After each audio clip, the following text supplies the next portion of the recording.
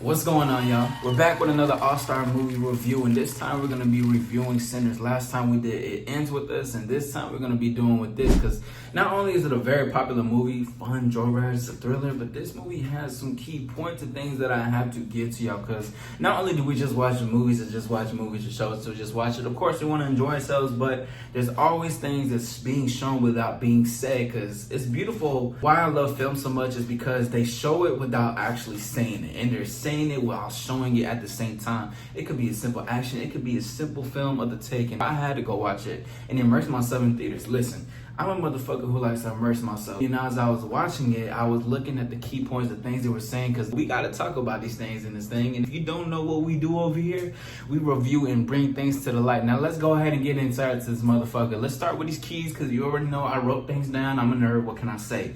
Now, off of my first watch, though, I would definitely give it a 7.5 because, again, not only is the joyride and the thrill, and I love vulgar shit, I love gore, I love shit that can really just be like, what the fuck, why the fuck they put that in there?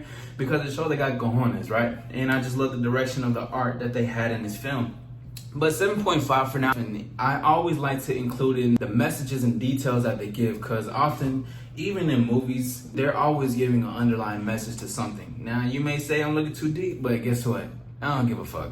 Let's go to this first key point. And the first thing that I said was that men need to learn the contrast between smoke and stack. That's one of the first things that, when even we seen the trailer, but watching the film, I was like, this is such a beautiful way of showing two different personalities, but it's one person played by one person. Shout out Michael B. Jordan. But the thing was that not only is it a this way and that way, you are able to be both. Because oftentimes, if you're new here, we talk about assess and finesse. These are things that I bring into y'all. So assess and finesse is basically logic, observing, but it's also the action, which is finesse.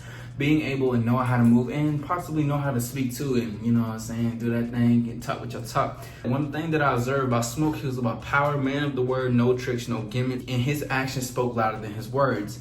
Now, Stack was more charismatic, tricky, and persuasive. He was also easily persuaded. He did a lot of stuff in his shadows, while Smoke was more so direct with it, right? Now, the thing is that both of them was about that action and just making shit happen. Now, I'm not saying don't be easily persuaded. Now, I'm not saying do all these crazy things that they was doing. They was on some hot shit, but that shit was fire. You know what I'm saying? They had to take care of what they had to do. But it pointed it out because often men can see themselves as one-sided, but you don't realize that you can be more than one-sided and multifaceted at the same time and be both things, and taking both qualities of the contrast of how both men were moving, right? And now this next point that I'm gonna bring up is gonna be about Stack and Mary, because listen, they symbolize a lot of modern relationships nowadays, or just relationships period of what's happening, especially in dating, how people are complaining, how people are talking about how men feel lack of control in their life. Now listen, we're gonna be breaking this part down a little bit a lot, because although we can look at Stack and saying we see the first interaction with her and them, and she's looking at him walking up and he's like, what the fuck you doing here? I told you to leave. She's like, no, you did this, you fucking like this, then why would I leave you doing that, right? And the whole time we could be like, oh, he put that shit down. But listen, there's a lot being said in that one scene with her coming up the Stack the way that she did. Because even too on TikTok, I've seen a lot of people talk about how they will let the women in if they were vampires and be like, oh, you just buy my neck and shit. Listen, even if they're playing, art imitates life at any fucking point. Even with them showing a portrayal of, oh, coming to the door, that's also men saying that they're weak to lust. Because listen to this shit. Because the scene where Mary was killing Stack was a correlation to how men are easily manipulated by women because they have a lack of control of themselves. And I said she was talking to Smooth in a good game to him, getting in his ear, and look what happened. He got his ass bit. And that's how easy men are, and how women end up running men and controlling men. That's damn near the same, because you end up hurt bitch and you motherfuckers want to get bit in the neck for fun. But this is a correlation between them both. Now you could say, oh, but she turned to a vampire, she did this. That doesn't matter. The thing is, that shows how easy men are manipulated by lust, by some pussy, by the desires that they want to have. And another thing that I'm going to point out too, I've seen a lot of people that was blaming Mary for causing all this to happen, right? She was the reason that she bit Stack. Now, I'm not going to say she didn't start that part, right? Because she did do that. She did kill Stack, and Stack came back up alive. But here's the thing that people don't even see, right? Because even if Mary did that, she did start it, but Stack made this all happen. Check me out. It's even before the whole scene occurred, Mary was obsessed with Stack, but that's because Stack is a terrible leader as a man. He was fucking her, sleeping with her, laying his head on her chest, telling her he doesn't want her and shouldn't be around, and then telling her that he loves her when everything was about to go down before, and him ghosting her, damn near love bombing her, and causing her to come back and look for him. And it was Stack that made all this shit happen. Because look, we can dissect that whole thing. Even her coming up to him saying, oh, you fucked me like this, you looked at me like this, and he just saying, I told you to leave too. What was the thing? She's not gonna listen to that. She's gonna listen to the parts that she's gonna listen to is you doing a certain thing, making passionate love to her, whatever, talking that sweet shit in her ear, laying your head on her, sleeping with her, cuddling with her, holding onto her. And then later, of course, he still loved her. He was a bit of trouble, it could be complex, but the thing is still too, he made this happen because if it wasn't for his actions, Mary would have never been there at that same place and time, and this wouldn't have even occurred with that to happen. And even, hold on too, because I ain't write this down. But her going out and before her telling Stack, man, let's see what type of money they got, you know what I'm saying? Let me go out there, let me do this. And her talking to him, persuading him. See, this is a correlation to how men are easily persuaded. Art imitates life. And she went out there, seeing if they were good people and good money. If Stack was a better leader and not too greedy about the money and easily moved by money, he would have told her, you're not going out there, you're staying right here, and that's final, nothing else. But also, she learns from the ways that he did. Going against his word is still going to do it regardless, right? Being stubborn in that way because she's learning from his leadership. So even with that one scene of her getting bit was also because, of course, she knew how to talk to Stack, but also Stack let her do what she needed to do. And you know I gotta point this point out, okay? You know what I'm saying? Shout out to my dog Sammy, because listen, when he was talking that shit to that lady, and especially when I first met you talking about she was married and the shit he was saying to her, bro, you better believe I was like, I was in the theater, yes sir. I had to, because I was like, that's game. The way he was speaking to her, bro, he was in that motherfucker, right?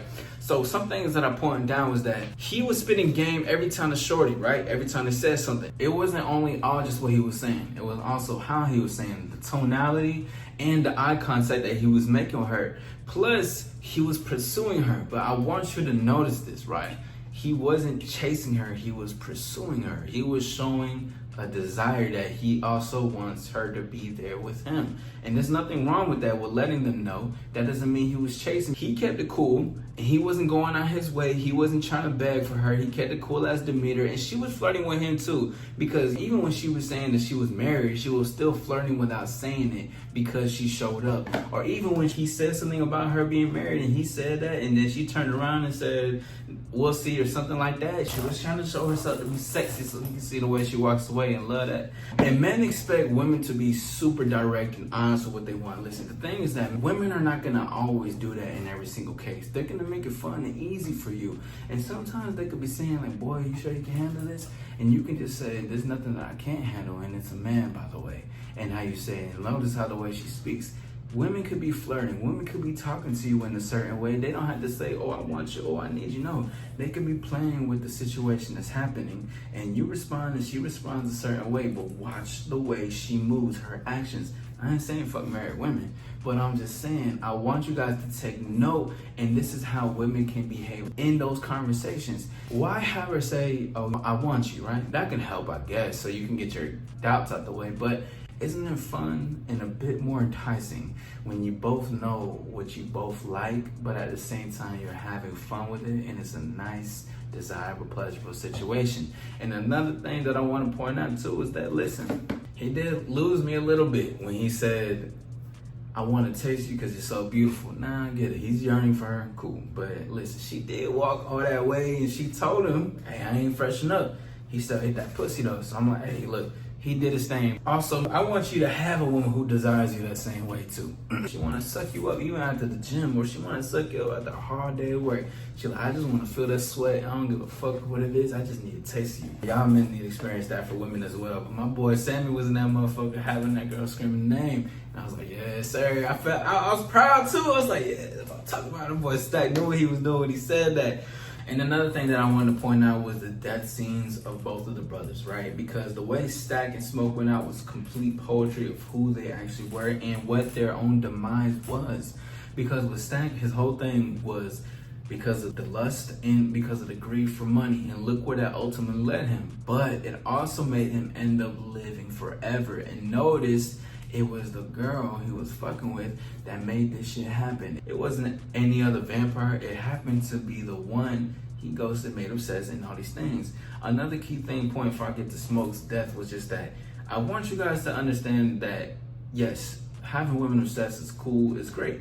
At the same time, there's such thing as good and bad ways to make a woman obsessed. It's not always just great. There's a reason why this all happened and it led to this woman making it happen.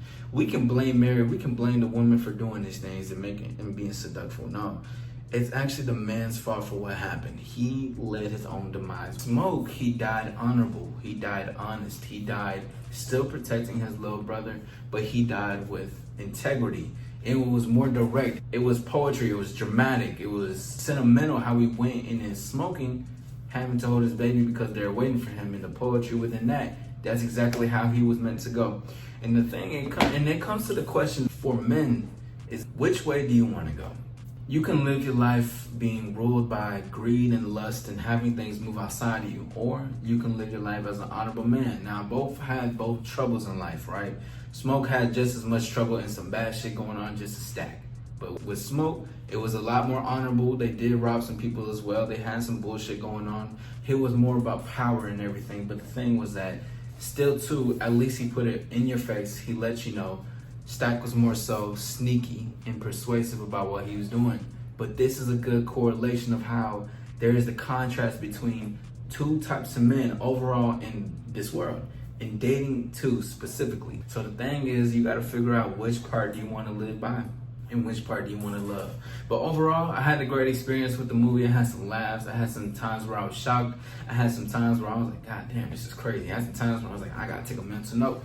But overall, the movie was a great experience, and I do recommend it to everybody, especially to the stars of my community, especially the things that I'm deciphering out of it. There's a lot more things that are hidden in the dark about the film, but I wanted to point these key points about it specifically for this because there's a lot of choices in life that you're gonna have to make. Or even the part where Smoke had to shoot the guy in the leg and say, I can't let you just run around talking about how you robbed the twins. No, because he knows reputation is a thing. He had to stand on his fucking business, and that's the thing too.